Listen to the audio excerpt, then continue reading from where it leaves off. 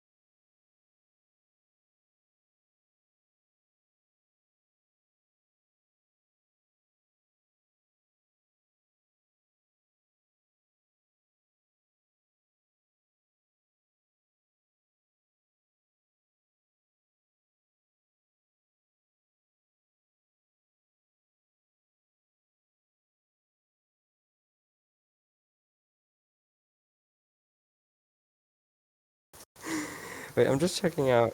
Is my stream working? Am I streaming? Your stream should be working. I can look it up for you. Thanks. It's kind of. Wait, let me check. I can maybe wait. No, you can actually go on your own dashboard, but as long as I'm on it, Oh I wait, can I see. am streaming. Wait, let me check. Sound also working. Is the sound working? Oh, it's perfect. It's working. It's actually working. Oh, Everything my good? fucking God. Everything fine? Great. Everything works. Okay, I'm just putting my phone on the side. Just gonna, put this. Oh shite. Put this on here so that I can always check if someone's texting. Yes. Also, I already have one view. Oh yeah, that's me myself. That's true. Okay. Such an idiot. Fuck's Okay, sake. then everything should be working. Yeah. I'm also thankfully. gonna Oh, check thank God. my own stream. Fuck's sake. Oh wait, I have to chat on Okay, here. So then that's great. everything. Yeah. Just gonna quickly do some publicity so that we can get any sort of views. Yep. Oh, Yoon, you're still streaming in Discord. Don't forget about that. Wait, am I? Oh shite. Okay, I shouldn't be streaming anymore. Okay, I'm gonna post it on Instagram, making some publicity. Yeah, I'm also gonna post it on Instagram. It's actually not a bad idea, to be honest. Yeah.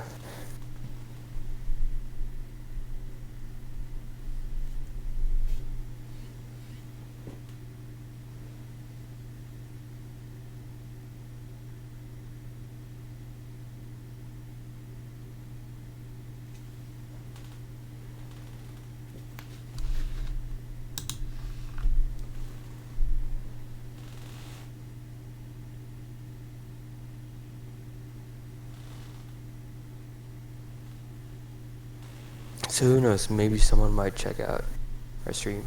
I hope so. It would be actually really cool. Same. So apparently, who the fuck? Someone new followed me. Whatever. Apparently, I have one view. I don't know if it's you watching me right now. And I don't know if I can check it No, out. I'm not watching you right now. So I It's not apparently me. have one viewer. Apparently, it's not sure that it's the case, but just gonna quickly change everything. Oh no, then I have to restart it.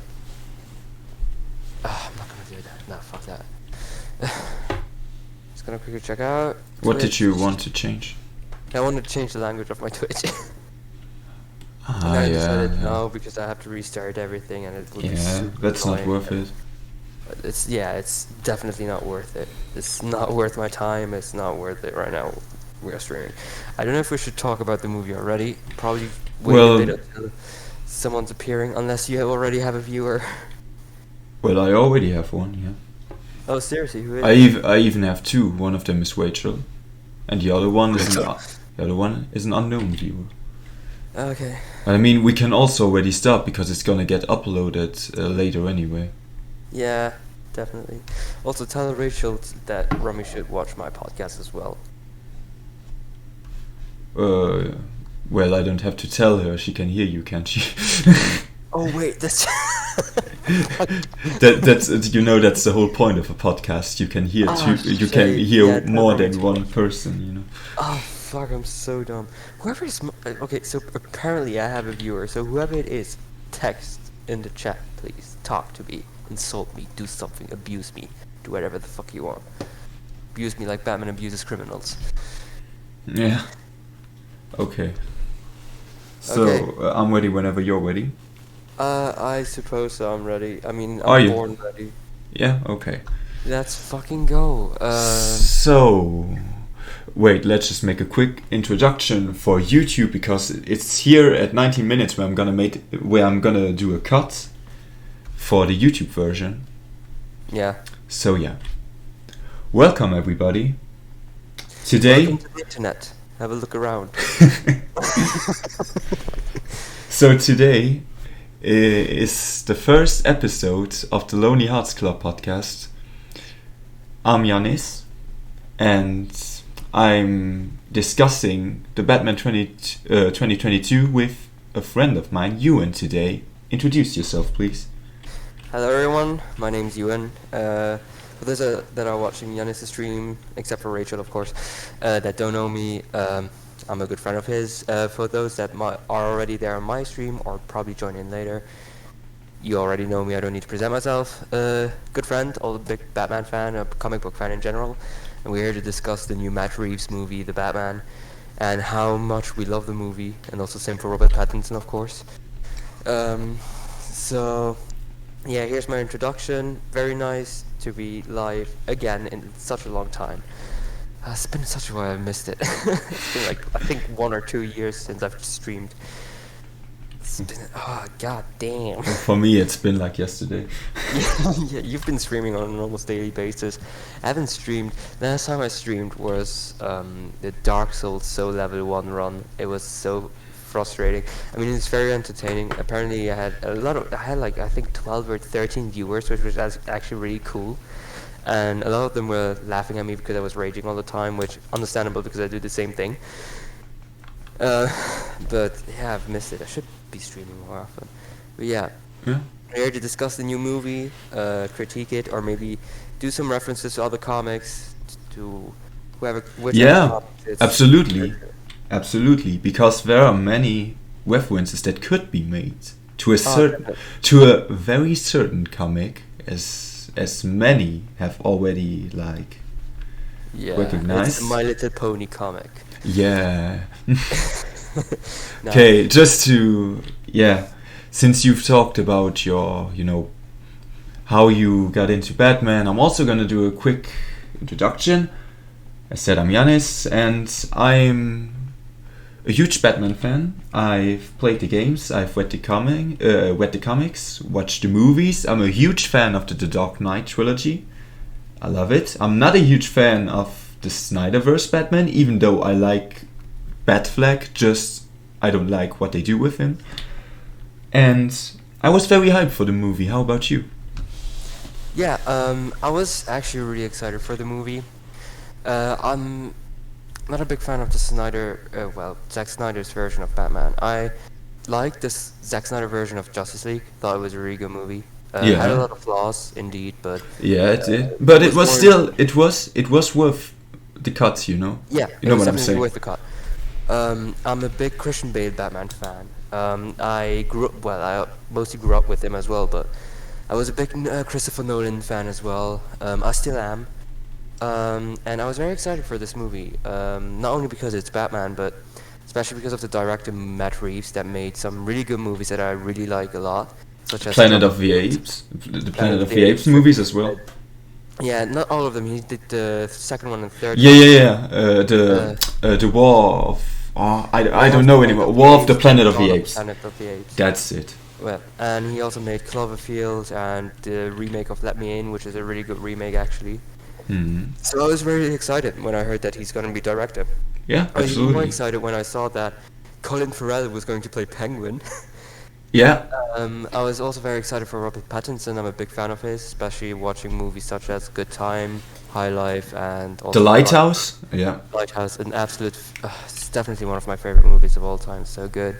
It's quite poetic actually, because I don't want to really spoil my opinion already, but as we already said, we love the movie. It's quite ironic how what became famous by playing a character associated with a bat got a lot of slack for it, and now he's famous for a character associated with a bat, and now everybody loves him for it. Yeah. I think the reason why everyone was giving him slack for it is because after the success of Twilight, which we all know, it had a big success. I mean, it made a lot of money. It had. But it was very much hated because the movies were awful. They were. It's not even his fault. It's one of the director's fault. But but you know what I've noticed there though? What? It's a bit like, because I've listened to another podcast and they also talked about this fact. It's a bit like with Daniel Radcliffe, Yeah. He played a role, and ever since then he felt like he's just been seen as this role. Yeah. So he tries to really outshine himself. Yeah. And he clearly does, He because does. he is a phenomenal actor. He is. He is indeed. It's such a shame that a lot of people just try to connect the actors with a certain character. Yeah, Because absolutely. they keep forgetting that some actors are more than just that character. Like, Robert Pattinson's more than just Edward, and the fact that very few people actually watched some of the other movies because he was more playing in indie movies. He refused to play in any major big movies. He wanted to play in weird movies. He was always in for like super weird movies. Yeah. Wait, oh wait, I got a viewer. Hey, hey, it's Benji. Hey, what's up? Just kill like 10 Hello. dragons and roll them out in Elden Ring. Let me guess. Nice one, my dude. Um, and the thing is that it's such a shame because he is such a phenomenal actor. He can do so many things. And I'm glad that Christopher Nolan actually gave him the recognition he deserved in Tenet. True, he played in Tenet. Yeah, and now he's playing Batman, and I thought he was a great fit for it. Which is a perfect transition too, like Christopher Nolan, Batman. Yeah. The world is small. I'm actually glad that the movie was a big success at the moment. Yeah. And that he's more of a respected actor at the moment because his career could have gone downhill, continuously downhill, but now it's actually going. Absolutely. I think new Batsman's gonna be lit. So we actually watched the movie. So this podcast is gonna be very spoiler-ish. Yeah. So I don't know if you watched the movie or not. Spoiler warning. Huge spoiler warning. Yeah, it's a huge spoiler warning. We're gonna go deep into it. We recently watched it, and the movie's it is fucking lit. It's so good. It might have small flaws like any other movies, except like The Lighthouse or Scott Pilgrim vs. the World, which are almost literal perfection. No, but even regardless of the flaws, it's an amazing movie. Okay. Oh, okay. I'm out. Yeah, it's better because it's not gonna be spoiler free. I'm sorry, Benji, but I'm glad you stuck around for a short moment. So thank you. Love you. Okay. Also, have fun with the dragons. Yeah, he's currently playing Elden Ring. I wish I had the money to buy Elden Ring. I wonder you might just have it one day. Yeah. So the Batman. Yeah. I suppose that Benji is out now. Yeah. Because he So hasn't said anything yet. spoiler warnings.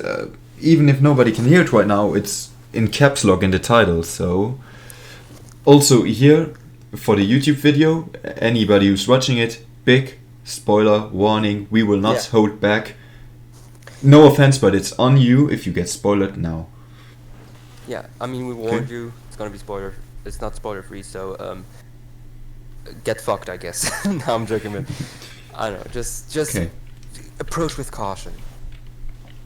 So, let's get the big elephant in the room out. I mean, we already got it out. Like, he played a good Batman, but let's talk about why he played it so good.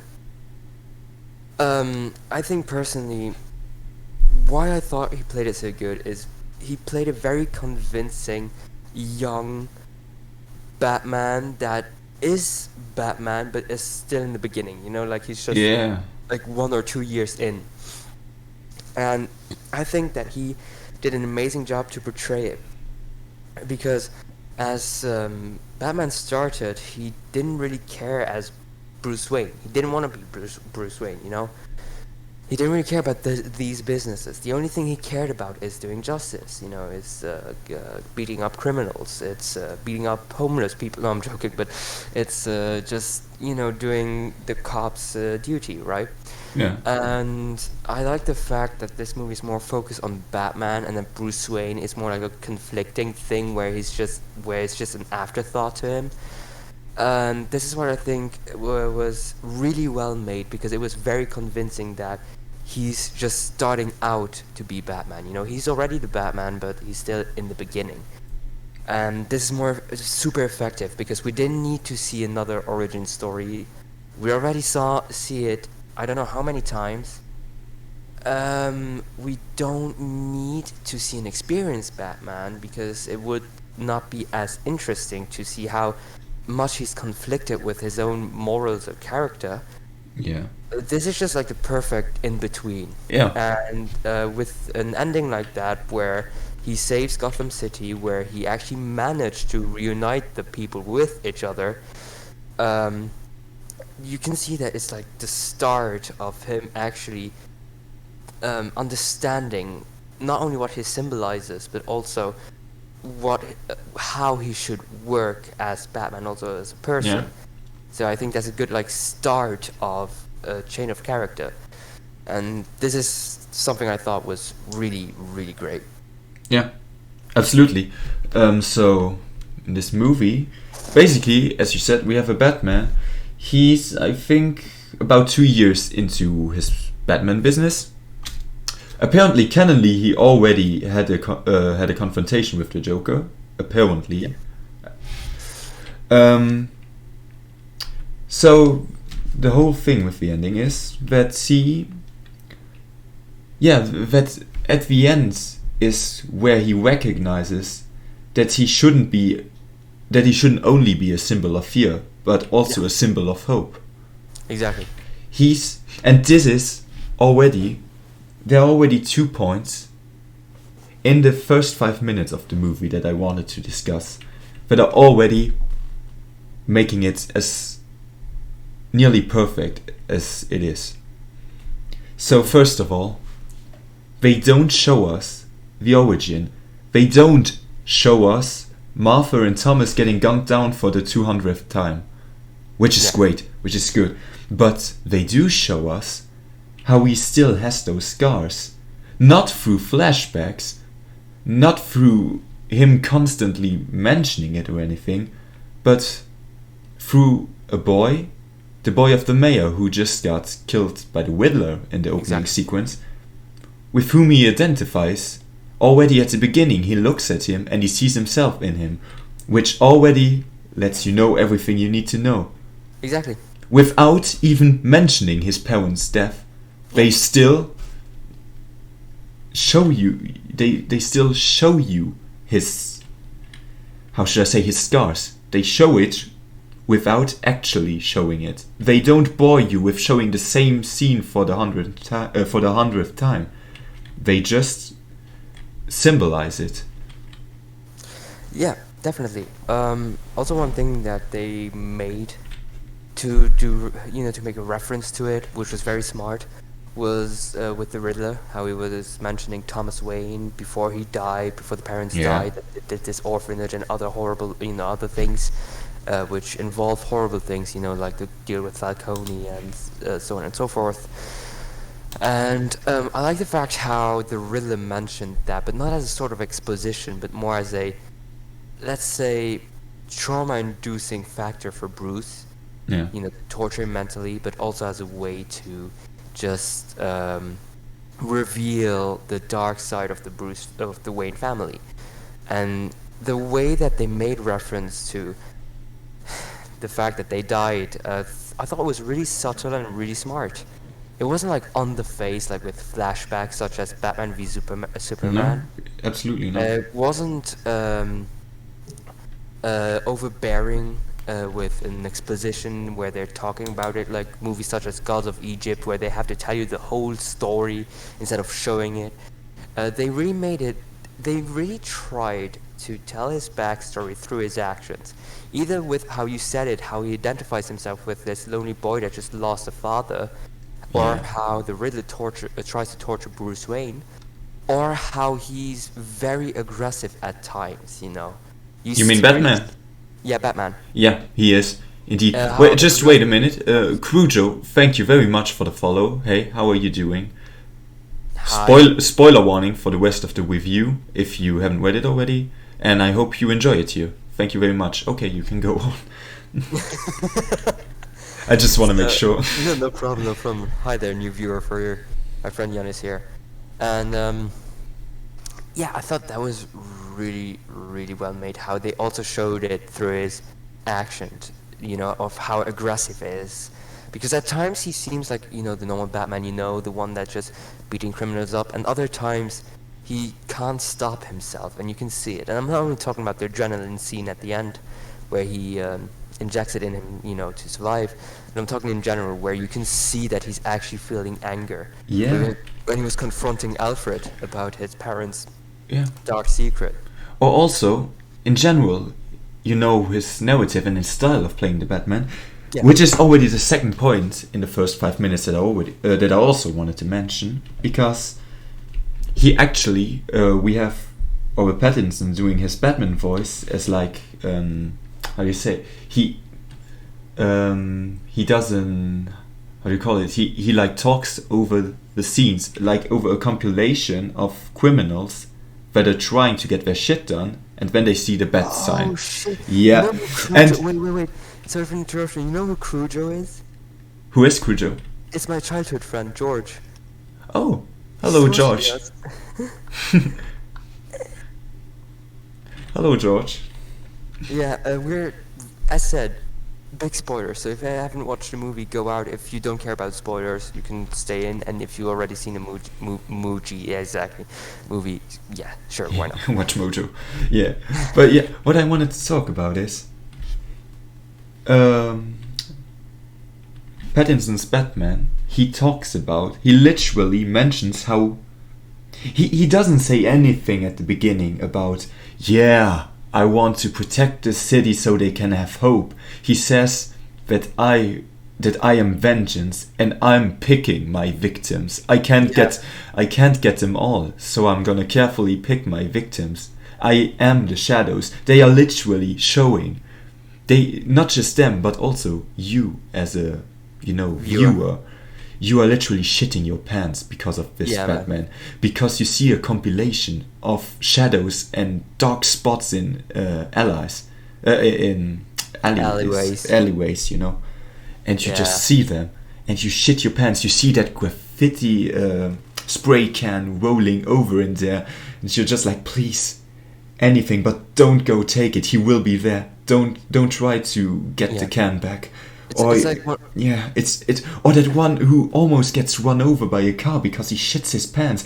Batman isn't even there, but just that fear of him being there, which is exactly. I want a horror movie where you are in the point of where you like watch the movie from the point of view of a criminal in Gotham. I want a horror movie because this is fucking. It's scary.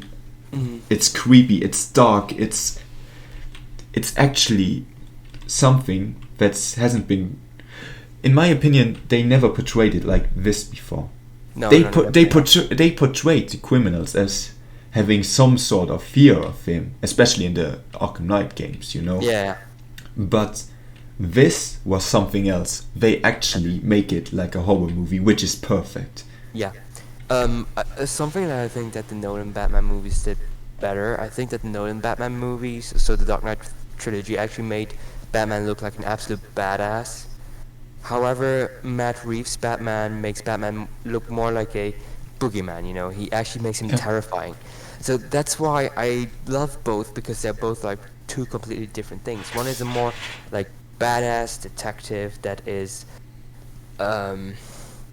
fighting a lot of mobs and actually destroying a lot of criminal gangs, and also coming up with his big technology and also all of his different vehicles, while the newer Batman is more of like this pure noir detective, like in the 40s, 50s or something like that. Like this noir detective that is super terrifying, that is scary, that is literally a boogeyman and is trying to be a nightmare to the criminals. Because I do agree with that. I was not shitting my pants, but I actually thought it was terrifying, like you actually felt bad for the criminals in a way. Yeah. Not for all of them, but for some of them, especially the one with the graffiti does. I actually felt bad for him because he was just doing some spraying. He wasn't like killing someone or threatening someone really badly. He was just spraying. And while sure it's still vandalism, it's still scary. You just see that corner that is super dark, and you don't know what's coming out of it. And that's just, as you said, it's like a horror movie, and I love that. I love the fact that the whole movie in general is, while it has action, it's not action filled, and it's more of a thriller detective movie. You know? It feels like an LA noir detective movie. Yeah. Definitely. I couldn't agree more. And I love the fact that Robert Pattinson says almost nothing in this movie. Like, it does speak, it's not like he's Yeah, he does speak. but in comparison to, let's say, Bat Flag or Bat Bale, he doesn't speak as much as them, he's more of the quieter one, and you know why, because he's focused just on one thing, which is vengeance in that case. It's only at the end where he realizes, maybe I shouldn't just be fear, I should also be hope. Which makes sense, because he should be, he should be a symbol of fear towards criminals, but a symbol of hope towards the citizen of Gotham City. And that's great. Thought it was a very powerful ending. I really loved it. Same. Also love the suit. I love the fact that it's a mixture of like modern technology and also a very homemade suit. Was really good. Really appreciate it. And it's definitely up there with Christian Bale Batman, honestly, with the performance, also with the atmosphere. I might even like this version of Batman more. I wouldn't say the movie itself, but this version of Batman I definitely like a bit more than Christian Bale's Batman. I definitely do. I'm gonna be wide away. Yeah. I love the Dark Knight movies, but Pattinson wins.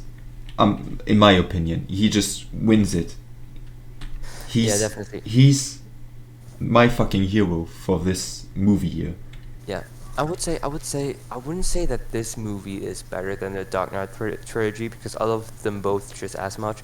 But what I can say is that I do prefer Robert Pattinson's version of Batman, his interpretation of the character more, or Matt Reeves' interpretation of the character more than Bale's, even though Bale's Batman was also almost perfect. Now, we've talked a lot about Batman. Yeah.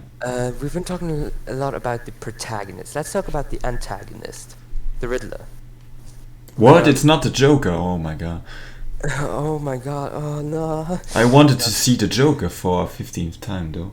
No, I'm glad they only showed him as a sort of a tease at the end.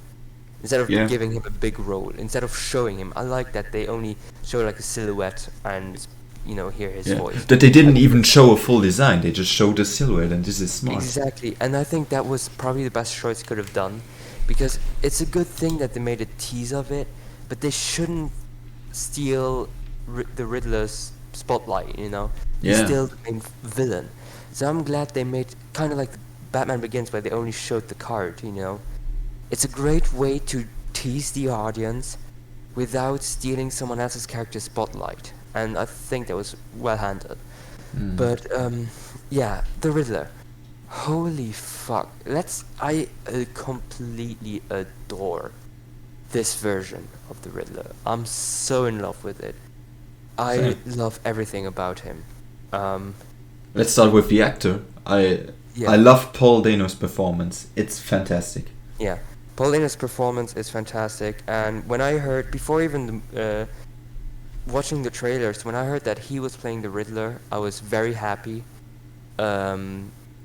because I've only seen one movie where he's in, but in this movie, he was just literal perfection.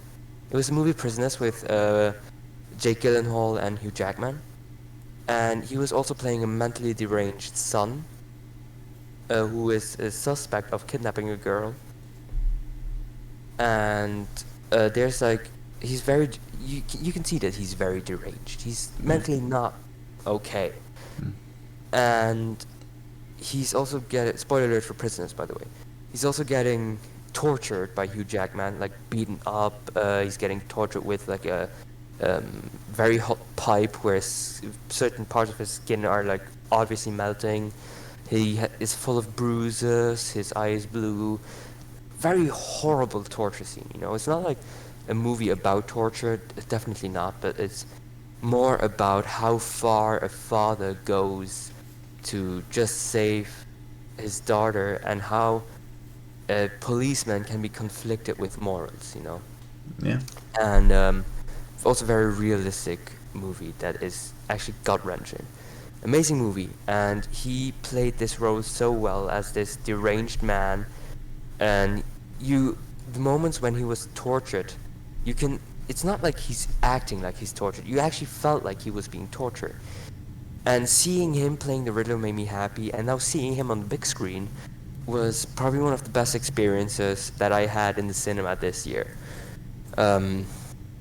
I love the fact that he isn't the Joker, if you get what I mean. Yeah, I Because get in it. a lot of, especially lately, in the last couple of years, in a lot of comics, the Riddler just becomes like a Joker knockoff. And I'm glad that he's still insane and that he's mentally ill. I mean, a criminal like that shouldn't be mentally stable, obviously. I mean, Yeah, crazy. yeah, obviously. But I like the fact that he's still so insane, so obsessed with riddles like he should be, and how he's connecting with the Batman for the sake of intelligence. He's Yeah. connecting with him because they have like a high IQ, and he just wants to toy with him in a way. I love his performance. I love the fact that he's also very not energetic, but he gets hyped up a lot. Like, he gets angry. It's not like he's just this emotionless villain that is always laughing through things or that is always stoic about everything. Oh, no, he clearly shows whenever he's upset, whenever he's thankful for something. Yeah. He shows that he's Yeah. I mean, it's a bit of a meme, of course, now, but he's still. know. He shows that he shows his gratitude towards his supporters. Exactly. He also shows how upset he is, and it isn't over the top. It's just perfect. It comes over so well when he's in the Arkham Asylum. Yeah, and yeah. Batman tells him that he's nothing but a fucked up psychopath. He's a failure, and he doesn't expect Batman to say this. He actually thought he would play along, or I don't know, be traumatized. I don't know whatever his goal was, but he did not expect Batman to resist him. And he's like, no, this was not how it's supposed to. He's having a tantrum like a little child, but not in that over the top way. It's literally perfect. It's just so perfect, and it's not this Joker kind of way or anything. It's literally in its own way perfect. Yeah. Yeah. I think what differs him from the Joker is that the Joker is insane, but you won't really see him having a mental breakdown. No, you won't. He's probably laughing it out, or he's probably just gonna be really angry, but still with a big smile.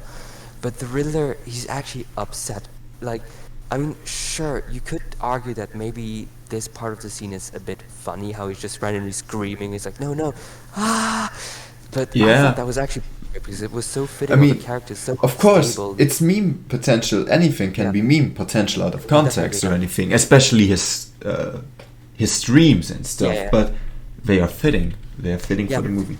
I think the reason why they're fitting is because they briefly talk about his backstory, where he was an orphanage and mostly alone.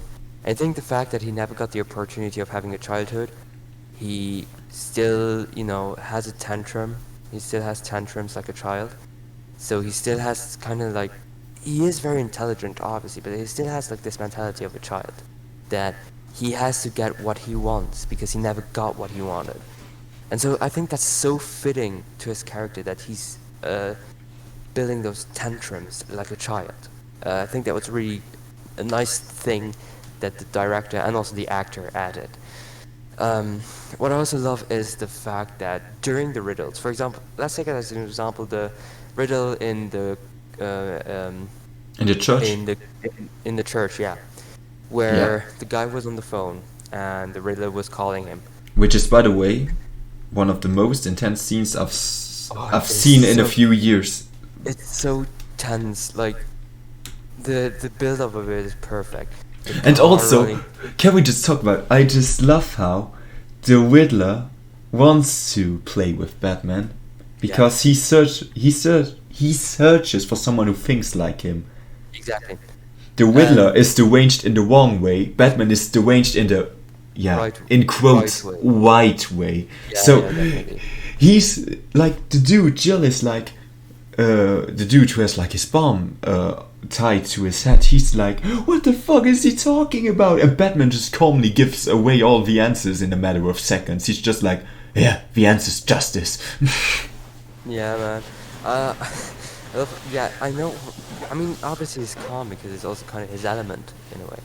Yeah, But he's what I love he's about it is in his when- detective mode. If you Yeah. play the Arkham games, you could say. What I love about it is the fact that when the victim was panicking and talking through the whole conversation, how the Riddler just screamed, "Shut up!"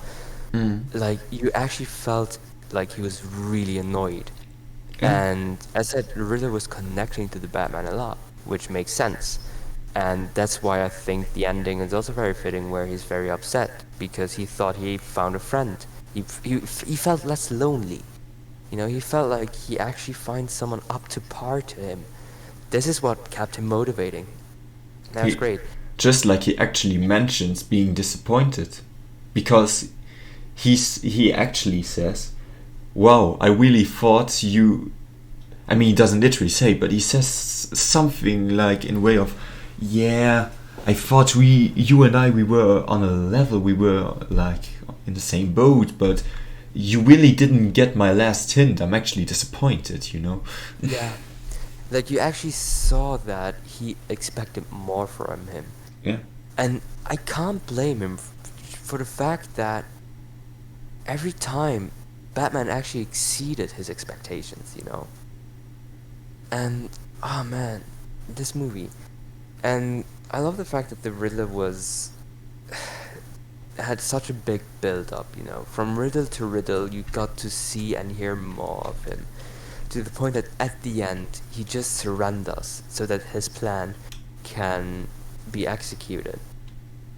Yeah. And, I mean, his plan worked. He blew up the main parts of the island to, you know, cause a big flood. But it still failed in a way of that. In paper, it worked, but it failed because Gotham is still not destroyed. And I just love how he reacts to the world around him. How he's not trying to be that serious villain that is trying to be the tough guy. How he actually shows human emotions and weakness, you know. Yeah. Also thought that his design was really cool. Like the weird mask, the coat, the low budget Riddler. I thought his costume was really cool. Was very well done. Ah, fuck, man. His costume also with like you know, the question mark and stuff. It like really reminds me of the Zodiac Killer design. Yeah, definitely. Which is already something I wanted to reference to, the Riddler and the Zodiac Killer. I wanted to reference the Riddler with the Zodiac Killer and also a bit with Saw. Yeah, especially the second Riddle. Yeah, it's just like, he's like a mixture of Saw and Zodiac Killer. Like Saw because of the torture devices he uses. And also how tense all the riddles are. Because they are basically tests, like, you know, the Saw movies.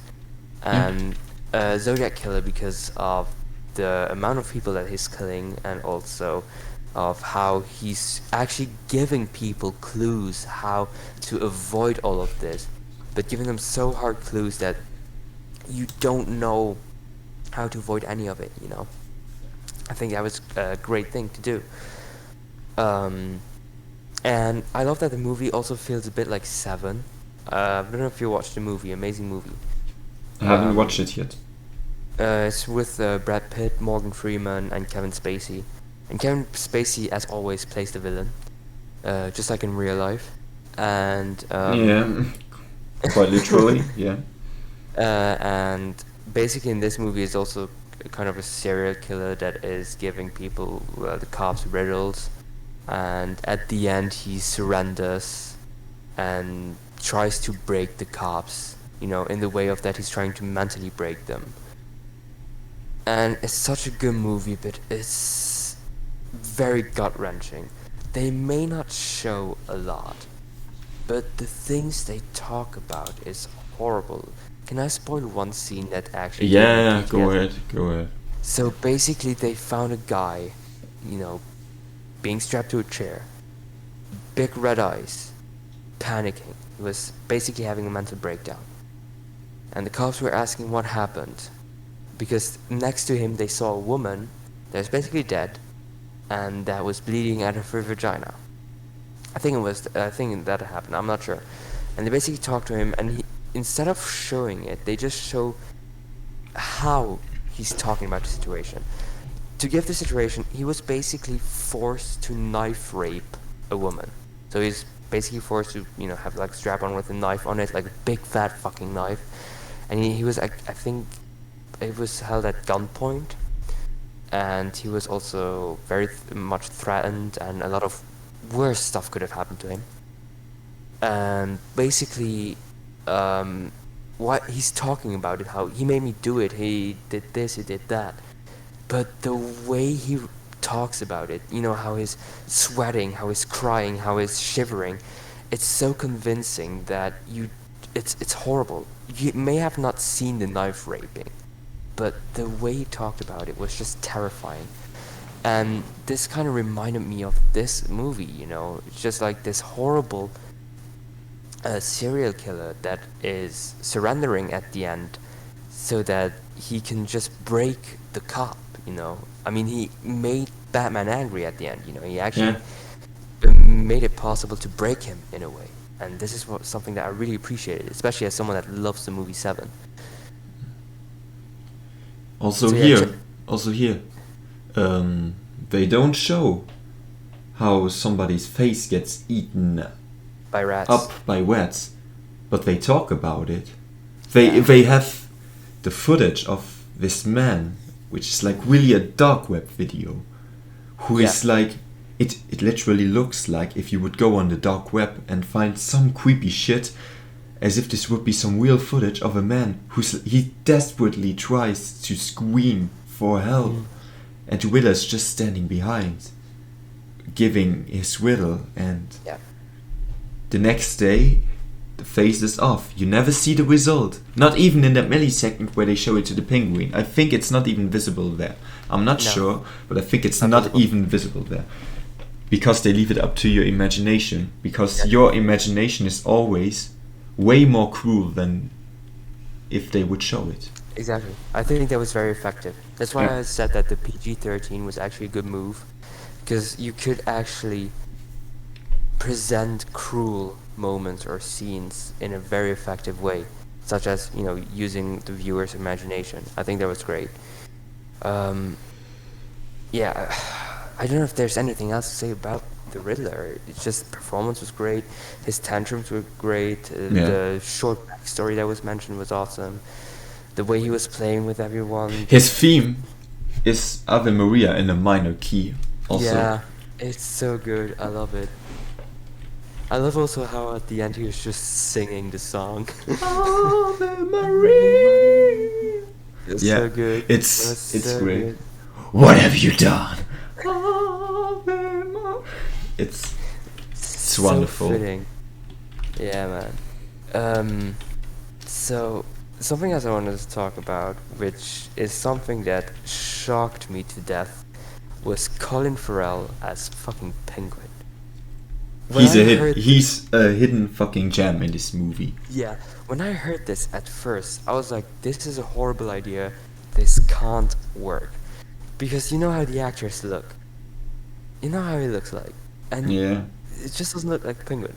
And then when I watched the trailer, I was like, wait, that's Penguin. I mean, I guess that's Penguin, but it's not Colin Farrell. And I was looking stuff up. It is him. It's just a bunch of makeup. They did an amazing job with the makeup. They did. It's fantastic.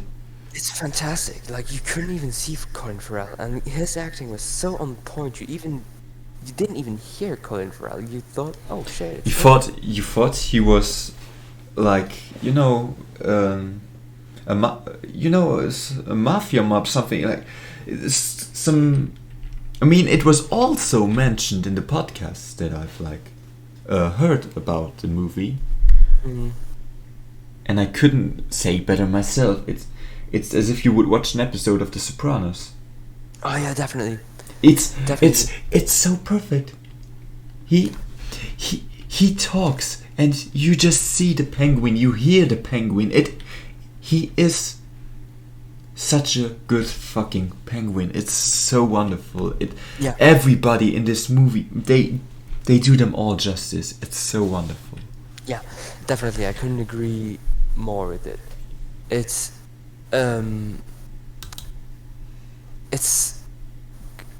amazing how instead of transforming into this typical comic book villain, they decided to transform it actually into a mafia mob, you know? Yeah. And let's also not forget that he also brings a lot of the... It is a dark movie, but it also has its, a bit light joke moments, and he brings a lot of that comic relief, like that comedic relief. He brings a lot of it. Just reminding of that scene. El Wada Lada. Do you speak Spanish? No? La Rada. It's so good. And then he literally looks up to Batman and says, and you are a detective. You can't even speak Spanish.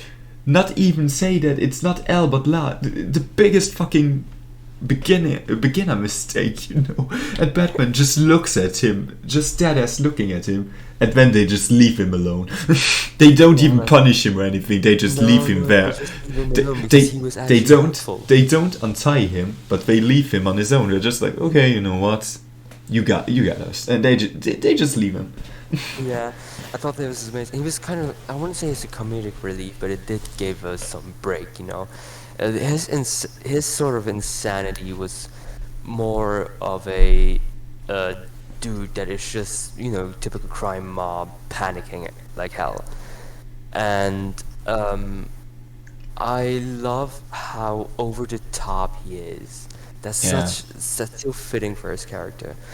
And I absolutely adore the car chase scene where it's like, this man is fucking psycho. Man is a fucking psycho. Just love the scene, and I love in general the car scene. But we'll get to that later. Yeah, we'll get to that later. What I love about the penguin, also solid joke they also made that I thought was really cool was when he was tied up and when they left him alone, he was like walking like a penguin, Yeah. I thought that was really funny. I love how he reacted to Falcone when he heard about the truth, because while the penguin is a criminal mob, he's still someone that admires loyalty. Cares a lot about honor. He cares a lot about honor, and he felt dishonored in that moment because he was betrayed.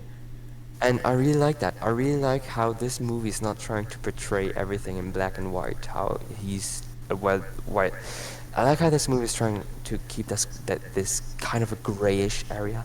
I mean, sure, some characters are more in the more blackish part of it than the whitish part of it, but I still love how they kept this kind of grayish balance, and this made every character much more likable in a way.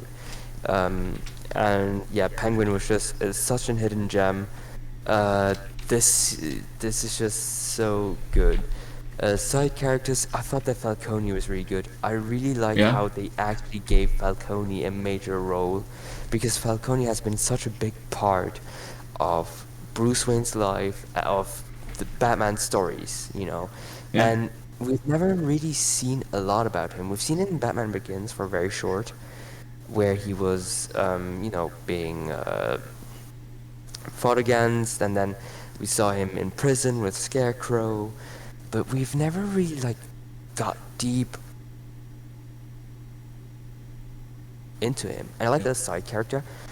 He's actually a big role of the story, He plays a big role of the story, and I really liked it. I really like the actor who portrayed him. Really like that typical mafia mob that is super calm, but doesn't mind going overboard if he needs to.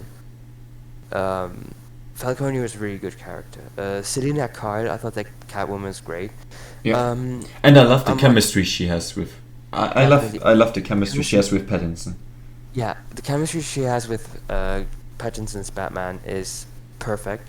What I absolutely adored the actress who played Catwoman. Have kind of a soft spot for Catwoman in Batman Returns, Tim Burton's Batman Returns. I still think that she was probably the best version of Catwoman, but the new Catwoman, she's definitely very close second, in Yeah. my opinion. Because Definitely she- better than, oh my god, what was it again? You know that From the- that Catwoman movie where she has a Oh, different fuck. name, where she, what is her name Was there? it Harry Harsh? Berry or something like that. No, Yeah. I'm actually gonna look that up. Yeah, I need to look it up as well. Dude, this movie was awful. I mean, this movie is so bad it is good again. I mean, sometimes I still watch it. Hail It's so Berry, bad. yeah, they changed it from Selena Kyle to Halle Berry, Hail Berry Yeah, it's something. so awful. I don't understand why. You know? Like, why would you do that? It doesn't make sense. But it's Oh my definitely god. anything's better than. I mean, it's not even the actress' fault. It's more the director's fault for doing something stupid like that. Yeah, Uh, but let's again- leave Yeah. the Catwoman movie let's just put it in some locker and close it and throw the key away for all of eternity and never talk about it again. Definitely. So what I really appreciate about her is the fact that she still has that smirkiness of Catwoman, that flirty side of hers, that I do what I want, I'm an independent woman. I really like that. But I also like how she is still very much a human being, how she cares about her friend, how she's also looking for vengeance, how she's losing her mind, also breaking down a bit. I really like that. I really like her connection with Falcone as well, Yeah. I thought that was such a great touch. I really like what they did with her. Sure, my favorite Catwoman is the one in Batman Returns, but this one is definitely a very close second for the sole reason that they actually made her very much a human being in a way. And I thought that she did an amazing job on showing both sides of her, which is basically that one side that is more this flirty girl, and the other side that is a very worried girl that also just wants redemption and vengeance for everything that has happened. And seeing her discovering her friend's corpse was heartbreaking. And It then was. her hearing what Falcone did to Yeah. that girl. It's horrible. 2 or 3 times as well. Yeah, it's just, oh my god, it's so bad. And one of the most badass scenes. One of the most badass scenes is when she wants to kill the police officer that worked along with Falcone. Yeah. And Batman says, "Don't throw away your life like that." She just goes, "I have 9 of them anyway," and kicks him down. Yeah, that was so good. This scene is when she said that, I just wanted to applaud the movie. It was so good. Yeah. But I still like how she decided to still not kill them. I mean, sure, Batman was still a big influence into it. I mean, And to be fair, if it weren't for Batman coming in to save the day, she would have killed them. Especially the one flying down the building. But she represents that contrast to Batman, yeah, definitely. She's kind of, while Batman is more trying to compose himself, she isn't. And I like how in the very end, in the dome fight scene, how Batman is actually kind of losing his mind, and Catwoman is actually trying to calm him down. And she's saying the same thing, don't throw your life away like that. Yeah. And I thought that was very cool. Foreshadowing. I love foreshadowing. Well, I have 2 more characters that I wanted to talk about. First of all, Jim Gordon. Yeah. Jim Gordon. Okay, before we're gonna talk about him, just wanted to say, nothing's gonna surpass Gary Oldman, I'm sorry. Yeah, no, I'm with you there. Yeah, I'm with you there. he was amazing in the newest Batman movie, but Gary Oldman is just our God, our Lord and Savior. But So, yeah, Jim oh, Gordon. also very important to mention, this is not Commissioner Gordon. This is regular police officer Gordon. Yeah, this is a very nice detail. I thought was really cool because if It it would be shows how he also is at the beginning of his own journey. exactly like it's you can see that it's kind of like the start for both characters, so Gordon and Batman, to rise up into it. I love the fact how the whole police department is against Batman. Or not the whole, but like a lot of them. And then you have Jim that's trying to protect him. I love their chemistry. I think their chemistry is definitely one of the best in the movie. Yeah, Especially the especially one scene in where the they're cell. discussing how Yeah. how Batman should escape, and he's like, yeah, come on, just punch me, just make it look real, and get the hell out of here. And he like doesn't hold back, boom, and then they like meet outside, and he's like, well, you could have pulled that punch a little, man. And he was just like, yeah, that was my maximum. Yeah, it's It's just wonderful. Like, little things Also, like these. how they really stick together doing the detective work, doing everything, and then Batman just asks him, "Yeah, do you even trust anyone?" And he says, "I only trust you, and that's all I know." And they just Yeah, stick together through the whole movie. Exactly. I They're thought so that good. their relationship was so adorable in a way. I love the fact that the only person Batman was actually talking to as policeman, like really seriously, was really just Gordon. Yeah, Because you could see that he actually trusts Gordon because Gordon is the only policeman that's actually given him intel. And Gordon knows he could be fired for it, but he's still doing it because he knows that Batman is actually there to help people. absolutely. And I love the fact that he's also off duty, still helping Batman, even off duty, especially with the Penguin. You know, I thought that he did an amazing job as Gordon. Like this dude that's not the commissioner yet, and therefore he's also very serious, but he's still giving some like light moments. And he's also very active. I like how active he is, and this is why I love Gary Oldman as Jim Gordon as well, because he's also very active, and that's what Jim Gordon should be, a very active policeman, Yeah, absolutely. and I think they really nailed it with him. I mean, sure, Gary Oldman is still gonna be the G, but this new actor, I absolutely adore him. I really love him. He's so good. His chemistry with Batman is amazing, and I will never forget this scene in the police department. It was so good. Even how Batman was just running away. Yeah, I love this whole scene, which also showed which also perfectly showcased how it's still in his second year, because he actually doesn't right away jump off the building or anything. He actually still shows fear. yeah, he shows fear. He takes a Yeah, step back, yeah. and then he even fails to jump. Yeah, I love how He still like, feels not fear. perfect. Yeah, he's not perfect. He still has this fear because it's still a new practice to him, Exactly.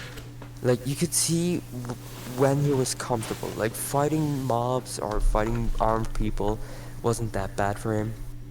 Like you can still see that he is a bit hesitant, especially when there's a guy with a big shotgun and he only has a baseball bat. Like when he threw it, he was still very hesitant, but still did it anyways. But I still love how there are moments where you see that he's very hesitant, how he's still scared, because it's either his first time or he's not prepared for it. And I love how he's just trying to overcome it by just doing it. And this is something that I really love. He's still inexperienced through his actions and through his emotions. Instead of him saying, "I've never done this before," or "Oh my God, I'm scared," or I remember that time when this and this happened." No, they just show him his expression, him taking a step back, and then him just biting his, like screeching his teeth so that he just do it. Yeah. And that was probably the best thing they did, and I thought that was awesome. And I love how they kept the thing of Batman just casually disappearing, and how Jim Gordon just looks around. I like that one scene where he disappeared and Jim Gordon was looking around. It reminded me of that John Travolta meme of Pulp Fiction, where he's just like, Yeah. you know, I adore it. Oh man, really good character. Loved him. Well, talking about another character, I don't know how you feel about this. I mean, I love this character and the actor. You know, he was great in this movie. But this is also a character where it doesn't really touch a certain other one for me. It doesn't really. It's coming near, but just like for Gary Oldman, it doesn't. You know, it doesn't Surpass the other surpass actor. it. Yeah, and this is. Can you guess Andy Serkis as Alfred? Yeah, because Yeah. he's, you know, he's perfect for him. You know, I love when he's in it, but of course it also has to do with the screen time, but also just with Alfred himself. It doesn't surpass Michael Caine, of course. Yeah. The thing, while I'm also just like you, it won't surpass Michael Caine for me. Yeah, but it doesn't There's- have to. That's the thing. It doesn't have to. Doesn't have to. But there's one thing that think that the Andy Serkis version does much better than the Michael Caine one, which is the fact that he's actually much more active. Like he's actually solving some of the riddles for the Batman or helping him through them. You know, actually doing something. And I thought that Yeah. was really good. But that could also, I mean, you're right mean, there, can but that could also hang together with the fact that ever since Batman Begins, the one who they like only let Batman have like one white-hand man for all the like technology and riddle stuff, you know. Yeah. And in the trilogy, they already have that with Morgan Freeman's Lucius Freeman Fox. playing Lucius Fox. Yeah. But I mean, here, I'm saying that- here they show Alfred, which is canon. I mean, it's Yeah. Alfred, duh. And it's I mean, yeah. I just gotta say, it's every character, even those who have a bit of like a new spin on them, like the Willow, so they're still very accurate. Exactly. They're very accurate to the characters. I mean, you can still change something, but still convey the same atmosphere or the same character traits that they had in the source material.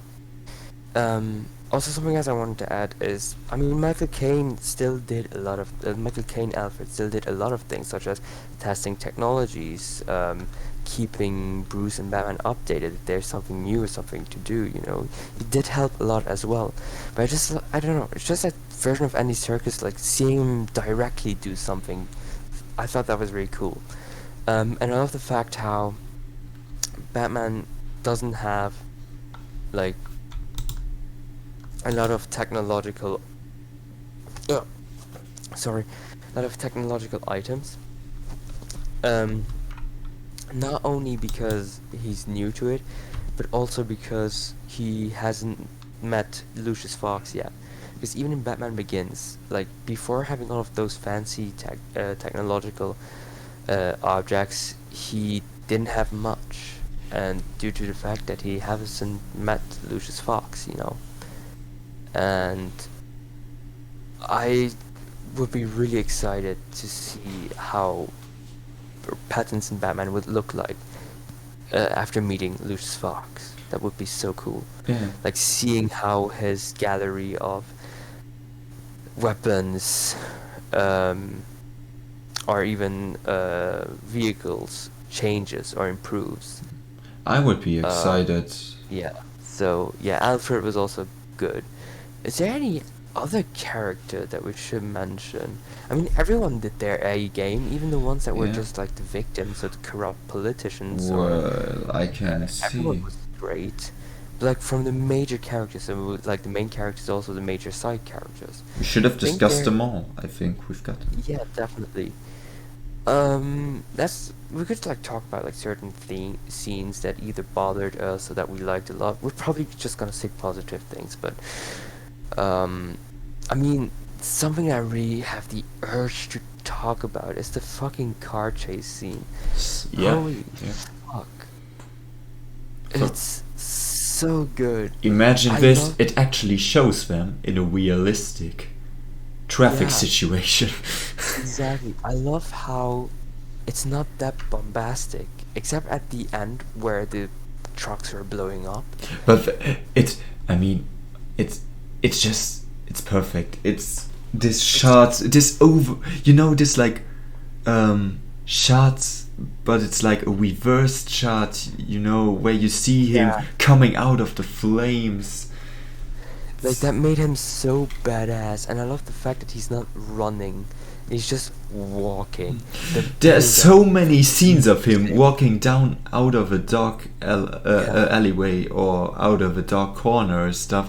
He knows that he will beat the shit out of the people. Yeah. He has all time of the world. He knows Yeah. it. I love also the fact that the first thing you hear are the steps, so Yeah. you don't even see him yet, and that was so cool. I love that. I love that they did that. I love how he's just taking his time because he knows he's gonna succeed. And in the car scene, what I also liked a lot is, and I haven't seen that in a lot of Batman movies at all, is you actually see traffic. Like, in a city like Gotham, you'd expect a lot of cars on the road. And I like how you see a lot of cars, It's not like this empty street. You actually see a lot of cars. There's also traffic. And I love how the more Batman approaches Cobblepot, the more he becomes impatient. And he actually starts, pushing the cars around, causing accidents, blowing a whole truck up, just to escape from Batman. I thought that was so cool. And how he was screaming the whole time, like, he's a fucking psycho, man. He's Or, yeah. even It's screaming at them, perfect. I gotcha. And man, the car chase scene was so good. I thought the cinematography as well was amazing. Not only the chase scene, but in general. My favorite shot. I mean, I know yours is the one with the upside down angle of Batman in the car when Cobblepot is looking. My personal favorite shot is the one at the very end where he's guiding With the torch. With the torch, the citizens of Gotham City. I thought that was an amazing scene. It was super powerful and it was so beautifully shot. Everything was perfect about this shot. Finish. I thought it was just great how you had that one light in the front and then you have like a swarm following in. And it was just aesthetically also very beautiful to look at, so I really appreciate it. Yeah. Another great thing about the way how it is filmed is the fight scenes. Oh, definitely. I'ma just give a perfect example. Everything is dark, and you only see them fight for like 2 to 3 seconds every once in a while when somebody shoots off with his assault rifle, because that is the only source of light we will get in that scene. And every time somebody shoots, it's like 3 seconds of him punching somebody, then it's all dark again for 5 seconds. Then you see him punch again, it's all dark, punch, dark. It's perfect. It's obviously a thing that Matt Reeves also loves to do, because this is not the first time that he does this, but it works so well. He becomes one with the darkness, It's such a perfect shot, and they don't do shaky cameras or anything, trying to make you feel like you're part of the action or some shit. You just have decent to fascinating pictures of him. Also with the adrenaline shot, he gets it. He jumps up and he punches. It's brutal. It's everything. They even show the aftermath. Of course, it's not a realistic aftermath there, but still, it's gritty, it's dark, it's beautiful, it's already, I really don't want to get too deep, but it's almost some sort of symbolism that they put into those shots. It's fantastic. Yeah, I couldn't couldn't disagree to that. Yeah. I love the fact that even though you have that one scene where, as you said, with the muzzled shots of the um, guns that showed like for like maybe 1 or 2 seconds how he's punching people. But I thought that was very effective. It was such a cool shot, and the action scenes very short, but definitely worth the watch. They're so good. I always say shaky cam has its place if it has a purpose. If you just do shaky cams because the actors can't fight or just for the sake of it to make it more dramatic, I think that's not a good thing. But if you do shaky cams because the cameraman couldn't do it otherwise, I think then it's very effective. As an Yeah. example of shaky cams that actually worked, there's this horror movie, zombie movie that is definitely one of my favorites. 28 Weeks Later. In the very beginning, you see like the zombies' perspective, and it's very shaky, and it makes sense because Yeah. the zombies are running, and so Yeah. the cameraman has to run with it as well. And because it's very chaotic, because the zombie is like running like this, it makes sense why it's so shaky. And this shows how this contrast between the human who's running away, who's showing some sort of stability, and then you have the zombie who is just complete chaos. And this is one of those moments where shaky cams actually works and actually builds up the tension to it. In action movies, you have could work if your main character is running to kind of show the immersion, but it doesn't have to. The only movie that I thought actually handled shaky cams well was the first Jason Bourne movie. I mean, this movie also started shaky cams, but it actually made it effective. And of course, Hot Fuzz. Dude, if you ever want to watch a parody of action movies that is also at the same time a very good action movie, watch Hot Fuzz.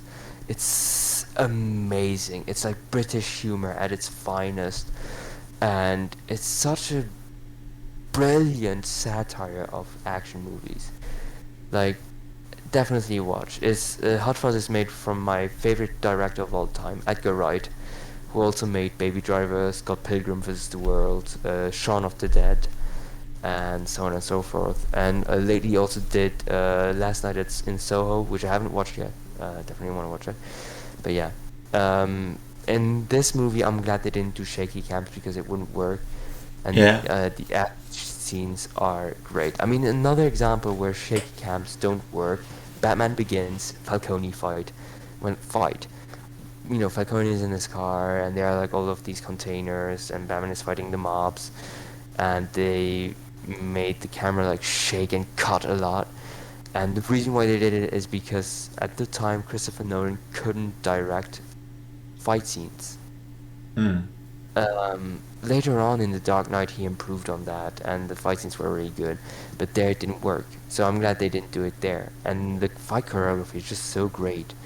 The baseball bat, how he threw it in the very beginning, the aggressivity he has in his punches with those Joker mobs, for example.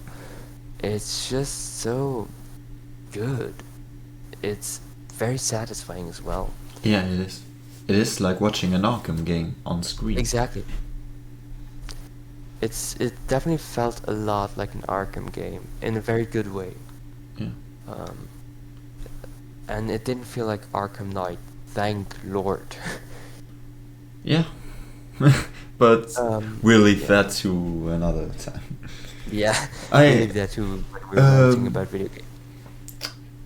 Did you still want to mention something, or because then I would like transition into my last points, like some sort of conclusion point. Yeah, sure. Go. We could actually switch up to the last point. Okay.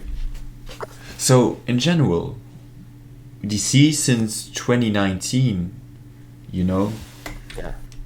what's going on?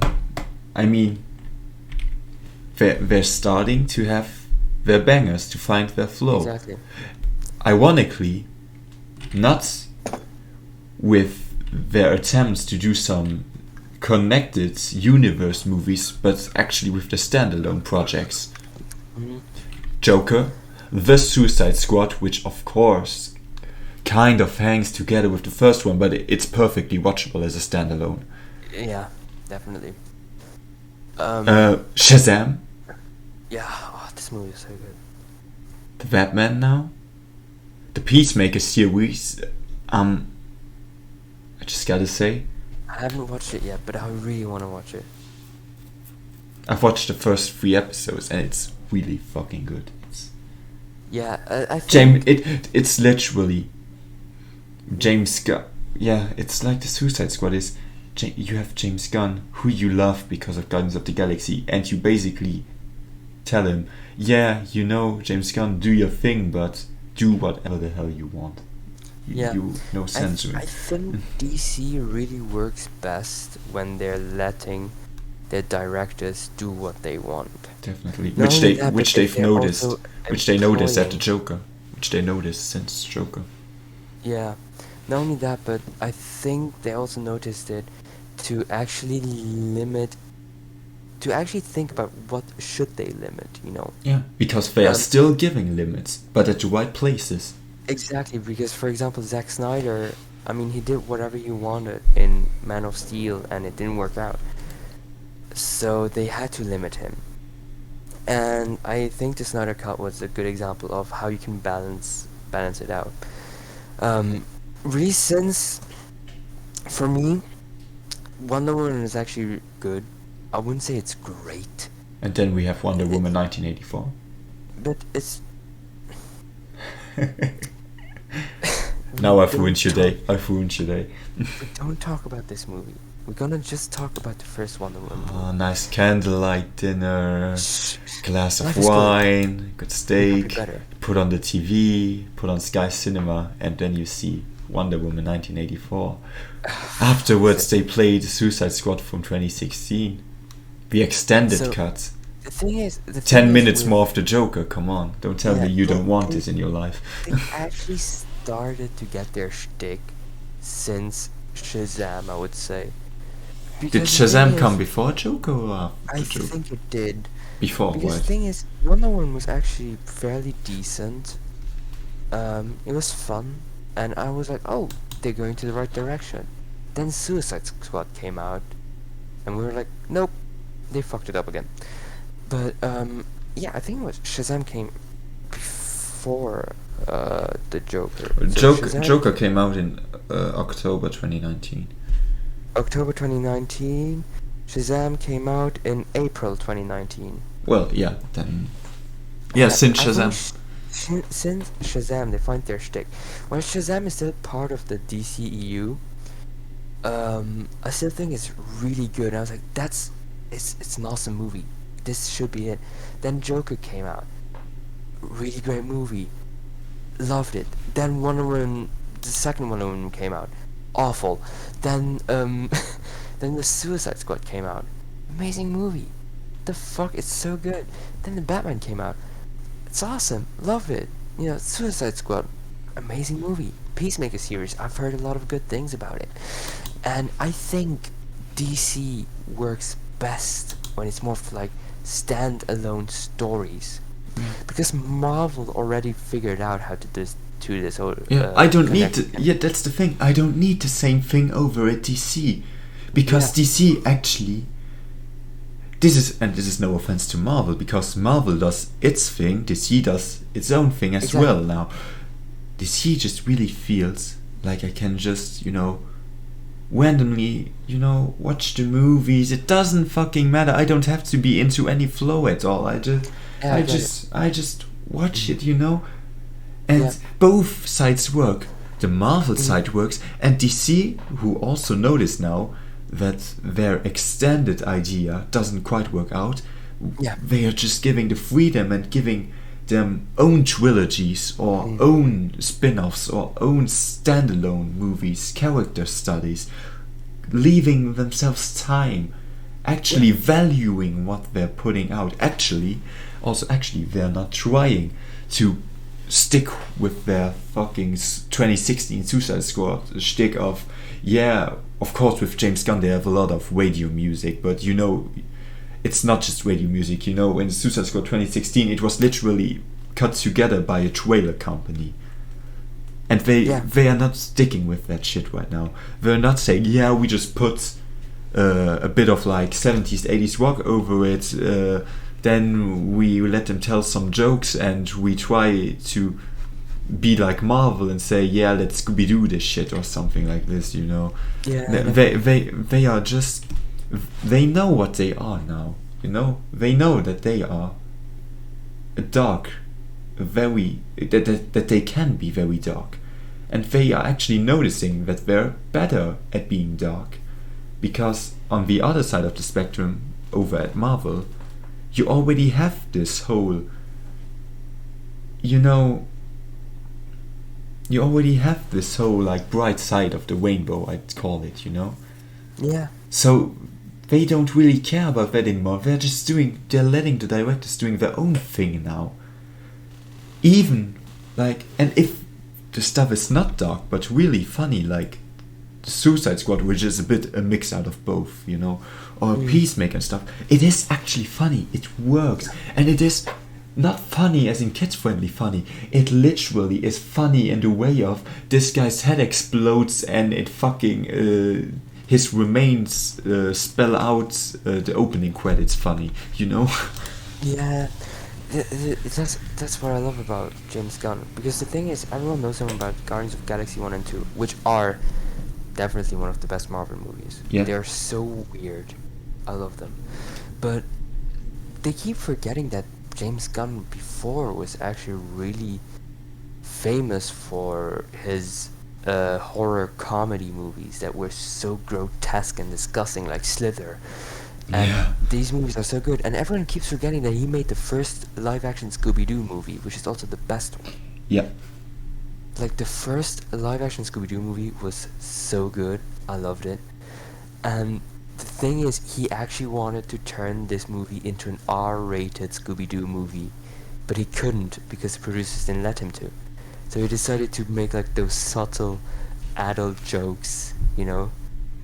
And it's such a good movie. I'm glad that they cast. I think James Gunn was definitely the best decision they took to make a Suicide Squad movie. It's so fitting, because he knows how to take characters that no one knows and how to make them interesting and fun. I'm glad that they're actually paying more attention. That Warner Brothers and DC are paying more attention to actually really good directors. I mean, you can say what you want about Aquaman. I personally like the movie. It's fun, it's dumb, the action is great. I must say the action is really fucking good. And it did Aquaman justice. And yeah, that for sure, yeah.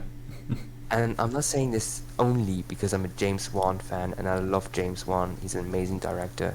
He made some of the greatest horror movies of all, not of all time, but in general, like horror movies that I absolutely adore, such as the first two Conjuring movies, not the third one. Apparently the third one is shit, wouldn't surprise me because James Wan didn't do it, but the first two Conjuring movies, the first Insidious movie, and the first Saw movie, and so on and so forth. James Wan is a really good director, and I thought that he made actually pretty fun Aquaman movie.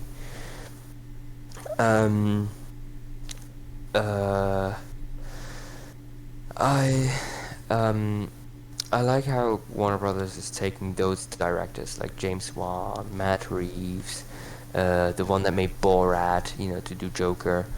Todd Phillips, you mean? Yeah, Todd Phillips. Yeah. Or also, I forgot his name, the director of Shazam. I know that he made Lights Out. Oh, well, I can look that up. Yeah, I could actually look it up as well, but I'm glad that they give a damn and put effort into all of it, you know, and that they're not trying to take directors that are overly, no, I wouldn't say overly confident, but overly pretentious, such as Zack Snyder. I mean, Zack Snyder did 300, which was a fun movie, and did Watchmen, which is a really good movie. I really like it. He did the Snyder Cut of Justice League, which I thought was fun, which was fairly good. A better cut, obviously, than the other Justice League movie. Wait, But the movie was made by David Sandberg. yeah, there you go. But I thought that, except for maybe those 3 movies, which 2 of them are DC movies, every other movie that he made for DC, or in general, are not good from Zack Snyder. And while he has a certain style to his movies that is actually aesthetically pleasing and actually very nice to look at, it doesn't delete the fact that his storytelling capacities suck. While he has 2 good DC movies such as Watchmen and the Snyder Cut, and 1 good movie outside of comic books such as 300, he still doesn't manage to do cohesive movies. Even his last one, Army of the Dead, it didn't work out for me. It wasn't bad, it's just it's fun, but it's Yeah. And I'm glad that they stopped taking directors such as Zack Snyder, who tend to be very, very pretentious. I'm glad they took Matt Reeves, I'm glad they took Todd Phillips, and so on and so on. And James Gunn too, because they all have something in common. They all seem very, very down to earth as well. Yeah, definitely. Especially Matt Reeves. Matt Reeves is really someone, instead of being pretentious and being like, oh, I'm an artist. I mean, it's funny how I say this because I'm in art school, but Zack Snyder is really like that. I'm an artist. I'm gonna do this, and it's gonna symbolize this and this. No, Matt Reeves is more like, okay, instead of thinking how can I be the artist, let's think about how can I convey a story through filming that makes sense. How can I write a story that from beginning to end is always connected to each other, and how can we convey it in a visual way? He's actually thinking through this whole thing and planning it really out, instead of being like this artist being like, let's make this so stylized, but we don't care about the story though, we put style over substance, when Matt Reeves is trying to find this balance between style and substance, and I think that's really good, and I'm glad that DC is paying more attention to this. What I don't appreciate DC doing is still having Amber Heard as fucking Venom. Yeah, I wanted to mention that before when you talked about Aquaman, but I'm already, feeling getting sick to the stomach just mentioning this. Yeah. Not this woman, this monster's name, Yeah, I said I'm gonna watch the movie, but I'm not gonna buy the movie. Nor am I going to the cinema. I'm just gonna illegally watch it so that Amber Heard doesn't get any sort of credit. And I'm not gonna support any choice towards Amber Heard that's not connected with getting her the fuck out of DC. Exactly. Like, she should fuck off. I hate this human being with all my heart. And I hate the fact that she plays a major character. No, she doesn't play. Never mind, I didn't say anything. It's Brie Larson that plays there. Never mind. It just mix up those two. No, but Amber Heard, she is a horrible human being, and I'm very upset that she's playing the character. You could bring up the argument of, well, she already played the character. We cannot change the actress like this. Oh, we can. I was like, look at fucking Iron Man 1 and 2. They changed War Machine, They changed the actor of War Machine. I mean, look at Harry Potter. They changed a lot of characters, They changed a lot of actors. They fucking changed Dumbledore midway. Okay, they didn't have any choice, but come on, here still here. Amber doesn't have to die, so they change her if she really does that shit, I mean, you didn't hear this from me, and also all of the others out there, you didn't hear this from me, but I'm sure no one would bat a fucking eye if she would die. But still, I'm just saying. Yeah, you could just change actress, I don't know, cast Johnny Depp for Vera. That would be awesome, actually. Yeah. But but just cast someone else for it, fire her, and then you get someone else. But yeah, I think that's about everything I need to talk about DC and the Batman movie. All in all, 9 out of 10 movie. The only nitpick I have is that it's just funny how coincidentally everything goes to plan. You know, like all of a sudden, like, you know, oh, it's such a coincidence that this cop was actually there to help him for this riddle. How could this be? You know, like like small nitpicks only. You know, but these nitpicks didn't ruin anything. So, and the movie was from beginning to end really good. 9 out of 10. Too much Call of Duty. No, but 9 out of 10. Really good movie. Yeah, it's about it. It's about everything I need to say. Yeah. I would Wanna also add say anything else? that this is the best fucking DC movie I've seen in a long time, and I've been blown away by Joker and the Suicide Squad. Yeah. And I'm gonna say, I still love the Joker. I have my t-shirt on, but I already think, in my opinion, that the Suicide Squad, the new one, is better than the Joker, and that this movie, the Batman, is even better than the Suicide Squad. Yeah, I don't know. The thing is, I definitely prefer the Batman, but I really cannot compare these three because these are completely different stories. Yeah, I know, they are completely different stories, but just Such saying a- from how, if I would have those three movies in order before Yeah. me, you know, Yeah. I would put them in that order. First the Batman, then the Suicide Squad. You know, it's just... I really like the movie. I can't really give out a rating or something. I can just say that I'm impressed by it. I had a really good time. I think that, in my opinion, this is the best representation. This is the best Batman movie. This is the best Batman movie that, you know... It's the Batman movie we all deserved, you know. Yeah, definitely. That's what I want to say. Yeah. This is what a Batman movie should be. Yeah. It represents it perfectly. As said, I wouldn't consider the movie itself to be the best Batman movie. I would say it's just as good as the Nolan ones. But I do consider Pattinson's Batman to be the best Batman version. That's something I actually agree with. And it is definitely we definitely deserve that. It's been such a long time since we had a really good Batman, and finally having it feels good. I feel kind of completed, you know. I actually feel like my life, I actually feel like I can die in peace now. Well, not me, Really? because apparently they're going to be spin-offs, like an Arkham Well, Asylum, never Asylum mind, I'm spin. gonna stay alive. Yeah, I don't know if those rumors were true, but I saw it on TikTok. Apparently, there should be one that covers well, let's say, one that like has as a topic, you know, the corruption in Gotham.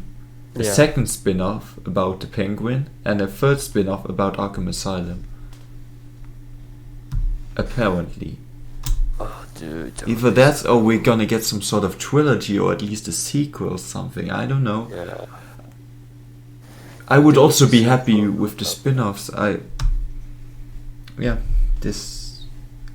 It's just wonderful, and I'm glad for every second of those 3 hours that I've witnessed, and yeah. This is all that I have to say for this first podcast. Yeah, man, I have nothing else to add. I think we talked about pretty much everything that has to be talked about, like major points, and yeah, it went fairly well. I mean, we did have some viewers. They went away really fast because, well, they haven't seen the movie yet Spoilers. Yeah. because of spoilers. But I'm glad they stuck around for a bit. Well, for anyone who still wants to watch it, but wants to watch the movie first, it's gonna get uploaded on YouTube anyway, so you can always Yeah, rewatch it. Exactly. Yeah, you can always watch it. I don't know. Maybe I should considering to restart posting stuff on YouTube. I Yeah. don't know if I should. I Thinking mean, about it. It's always a perfect chance. Yeah, so this is everything from me. How about you? Yeah, I think there's everything for me as well. There's nothing else to add. Well, then I would say this would be it for our first podcast. Thanks Yeah. everybody for listening, and we hope we would see you in the future for future themes. Yeah, thanks everyone for watching. For those that stuck around, for those that unfortunately couldn't, which is very understandable.